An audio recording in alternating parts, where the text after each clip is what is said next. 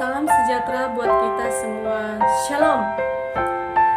Pada saat ini kita akan membahas tentang etika bisnis dan tanggung jawab sosial perusahaan. Sebuah perusahaan harus memperhatikan etika bisnis dan tanggung jawab sosialnya. Etika bisnis dapat dilihat dari bagaimana perusahaan mampu bertanggung jawab terhadap lingkungan sekitarnya, mensejahterakan masyarakat sekitarnya, dan bertanggung jawab akan kesejahteraan sosial termasuk karyawannya. Perusahaan didirikan dalam sebuah lingkungan sosial karena ia tidak hanya dilihat dalam hal keuntungannya saja, namun juga dalam tindakan dan kepeduliannya terhadap sosial. Perusahaan yang tidak memiliki etika bisnis dan tanggung jawab sosial mungkin dalam jangka waktu singkat menguntungkan, namun untuk jangka panjang akan merugikan perusahaan itu sendiri.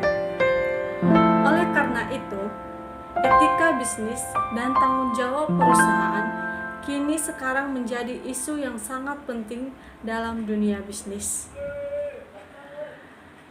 Adapun pengertian etika bisnis dan tanggung jawab sosial perusahaan. Etika bisnis adalah kode etik yang diterapkan di sebuah entitas bisnis atau perusahaan untuk melakukan kegiatan bisnisnya. Dengan kata lain, etika bisnis merupakan panduan atau tuntutan bagaimana perusahaan seharusnya dalam menjalankan kegiatan usahanya. Seperti yang sudah dikatakan bahwa etika bisnis sangat penting untuk diaplikasikan agar perusahaan memiliki fondasi yang kuat dan memiliki nilai yang tinggi, sementara tanggung jawab sosial merupakan wujud kepedulian sosial sesuatu entitas pada masyarakat dan lingkungan sekitarnya di mana ia berada. Istilah dari lingkungan sekitar ini meliputi konsumen, supplier, karyawan, kreditor, lingkungan, komunikasi, masyarakat, dan lain sebagainya. Sehingga tanggung jawab sosial perusahaan merupakan bagian dari entitas bisnis. Lalu apa manfaat bisnis dan tanggung jawab sosial bagi perusahaan? Amster Weekly menyebutkan bahwa terdapat 3 kependekatan dasar etika bisnis yang diantaranya yang pertama, utilitarian approach. Utilitarian approach ini berpendapat atau pendekatannya bahwa setiap tindakan harus didasarkan pada konsekuensinya, karena seorang harus mengikuti cara-cara yang dapat memberi manfaat yang besar pada masyarakatnya, tidak membahayakannya, dan dengan biaya yang serendah-rendahnya. Yang kedua yaitu individu right approach.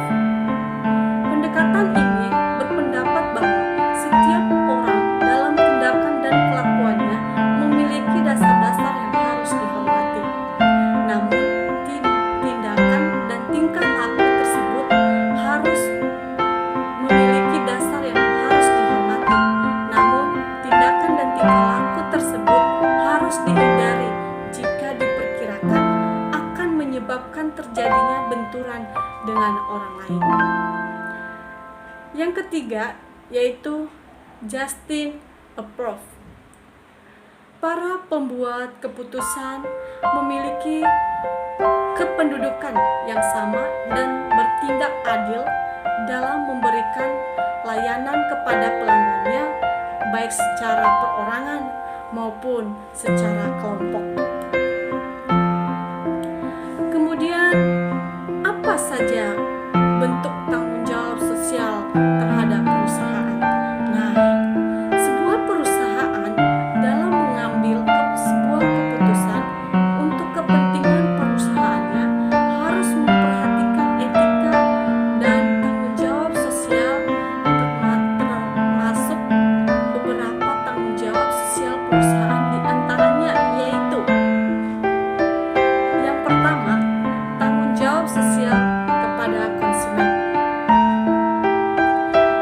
jawab sosial perusahaan kepada konsumen tidak hanya seputar dengan masalah penyediaan produk atau jasa saja, tetapi juga harus memperhatikan aspek-aspek lainnya, seperti menuju pada pendekatan utileria. Maka perusahaan harus menghasilkan produk atau jasa yang memiliki banyak jasa dan manfaat bagi masyarakat. Yang kedua, yaitu tanggung jawab sosial kepada karyawannya. Ini juga sangat penting. Perusahaan wajib memberikan rasa nyaman dan aman kepada karyawannya, memperlakukan karyawan dengan adil. Selain itu, perusahaan juga memberikan kesempatan dan fasilitas untuk mengembangkan diri karyawannya.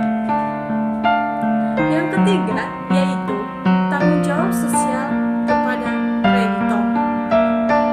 Misalnya pada saat perusahaan menyelesaikan kewajiban atau utangnya, namun pada saat dia memiliki masalah keuangan, maka perusahaan wajib memberikan kepada kreditor. Yang terakhir, yaitu tanggung jawab kepada pemegang saham. Perusahaan juga bertanggung jawab kepada pemegang saham, sehingga dalam operasional perusahaan juga harus memastikan keputusan yang diambil pada pemegang saham dan lain sebagainya. Pertanyaan selanjutnya yaitu, apa manfaat etika dan tanggung jawab sosial perusahaan? Saat perusahaan menjalankan etika bisnis dan tanggung jawab sosial merupakan atau tentu saja memperoleh manfaat yang banyak di antaranya, yaitu yang pertama, memberikan citra positif dan nilai lebih tinggi terhadap perusahaan. Yang kedua, mengurangi biaya akibat dicegahnya kemungkinan terjadinya friksi, baik itu internal ataupun eksternal perusahaan.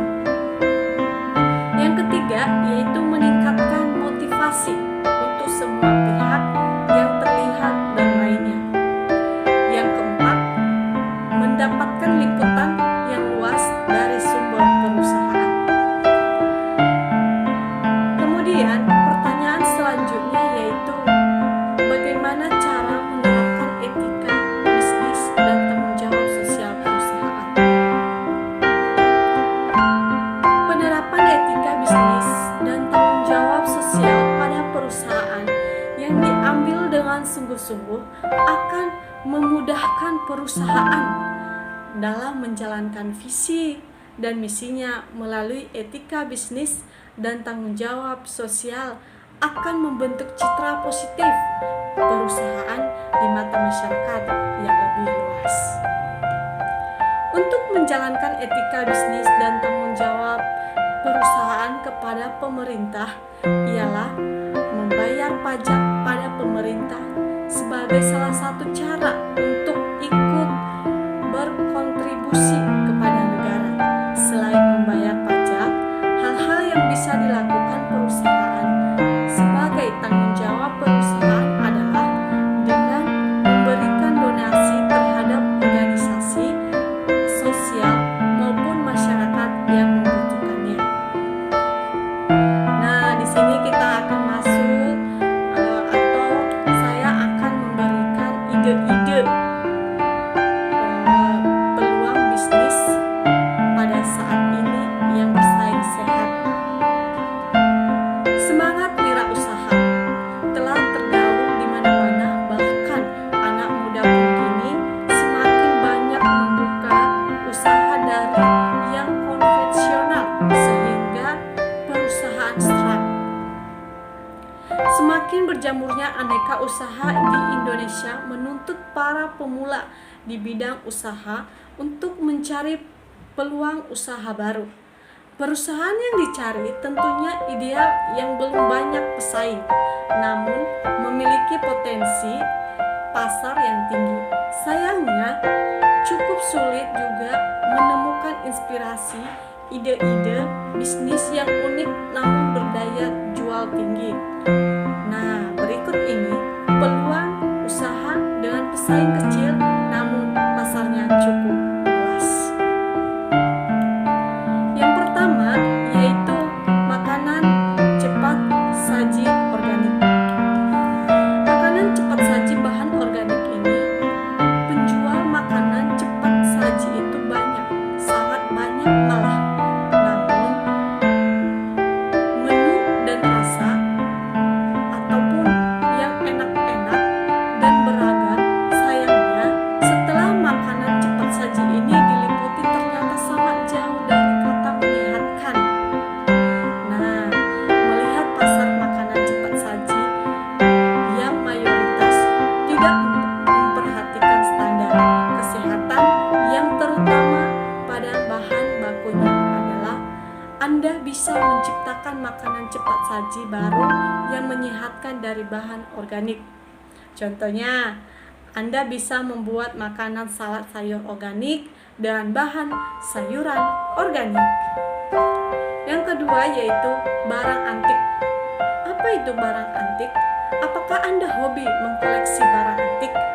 Nah, kalau iya, usaha yang bagus dan cocok buat Anda itu menjual barang antik. Barang antik itu memiliki pasar tersendiri, nggak perlu minder dan nggak perlu cemas. Menjual barang antik ini juga bisa menjadi bisnis yang menjanjikan. Meski kolektor barang antik masih terbilang belum banyak, namun mereka adalah orang-orang yang memiliki perhatian yang sangat besar terhadap barang antik. Dan umumnya ini dibayar lebih mahal. Mereka itu sangat ragu beli barang antik yang menarik perhatian mereka. Maaf, mereka tidak akan ragu untuk membeli barang antik yang menarik perhatian mereka. Nilai plus bisnis ini yaitu jika Anda menyukai barang antik, tentu akan merasa seru menjalankannya. Terlebih karena setiap barang antik itu memiliki nilai sejarah tersendiri. Demikian tentang etika bisnis dan tanggung jawab sosial perusahaan. Semoga bermanfaat buat semuanya. Dan jangan lupa like, komen, subscribe, dan share kepada yang lain juga. Semoga bermanfaat. Tuhan